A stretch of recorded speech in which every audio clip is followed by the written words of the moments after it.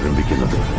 അസ്സലാമലൈക്കും. അപ്പോൾ ഹോസ്റ്റലിൽ 2 ദിവസം ലീവ് കിട്ടിയപ്പോൾ നമ്മൾ നേരെ മാമൻ്റെ വീട്ടിലേക്ക് ഒന്ന് റെസ്റ്റ് എടുക്കാൻ വേണ്ടി വന്നതാണ്. അപ്പോഴാണ് എൻ്റെ മാമൻ്റെ മൂത്ത സന്തതി വന്നിട്ട് എനിക്ക് ചിരട്ട കൊണ്ട് ഒരു ത്രാസ് ഉണ്ടാക്കി തരുമോ എന്ന്. എനിക്കങ്ങനെ പല കഴിവുകളുള്ളതുകൊണ്ട് വന്ന് ചോദിക്കുന്നില്ല. അപ്പം ഉണ്ടാക്കി കൊടുക്കാന്ന് വിചാരിച്ച് നമ്മൾ ചിരട്ട എടുക്കാൻ പോവാണ്. ആദ്യം ആവശ്യമുള്ളത് തേങ്ങാ ഷെല്ലാണ്. ഇത് മിനിക്കാൻ വേണ്ടി ആക്സോ ബ്ലേഡ് എടുത്താണ്. ആക്സോ ബ്ലേഡ് തേഞ്ഞ അറ്റം പറ്റിയിരിക്കുന്നു. മലയാളികളുടെ ഓരോ കഴിവുകൾ. ഇനിയാണ് നമ്മൾ യുദ്ധം ആരംഭിക്കാൻ പോകുന്നത്.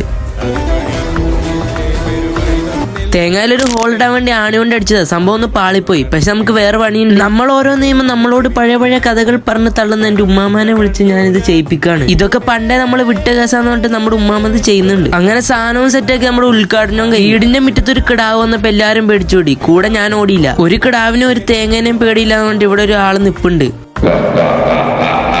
പിന്നെ കിടാവ് പോയപ്പോഴാണെന്ന് പുറത്തിറങ്ങിയ. ഇതാണ് സോഡയും തണ്ണിമത്തൻ. വീട്ടിൽ ബാത്റൂം ഫ്രീ ഉള്ളവർ മാത്രമേ ഇത് ട്രൈ ചെയ്യുക. റെസിപ്പി വേണ്ടവർ വേഗം വന്ന് DM ചെയ്താൽ മതി, പറഞ്ഞുതരാം. ഇതിനൊരു കുട്ടി വരച്ചെന്നാണ്. നിങ്ങൾക്ക് ഇതുപോലെ വേണമെങ്കിൽ ആ കുട്ടീൻ്റെ ID ഞാൻ ഇവിടെ കമന്റ് ബോക്സിൽ കൊടുക്കുന്നുണ്ട്. എല്ലാവരും പോയി സപ്പോർട്ട് ചെയ്യുക. അങ്ങനെ രാത്രി ആയപ്പോൾ ഒരു ചായയും കുടിച്ച് പിന്നെ നമ്മുടെ നൗഷാദ് വാക്കിയുടെ വാദം കേട്ടൊരു ഒറ്റ ഇറക്കാം. അപ്പോൾ വലൈക്കും സലാം.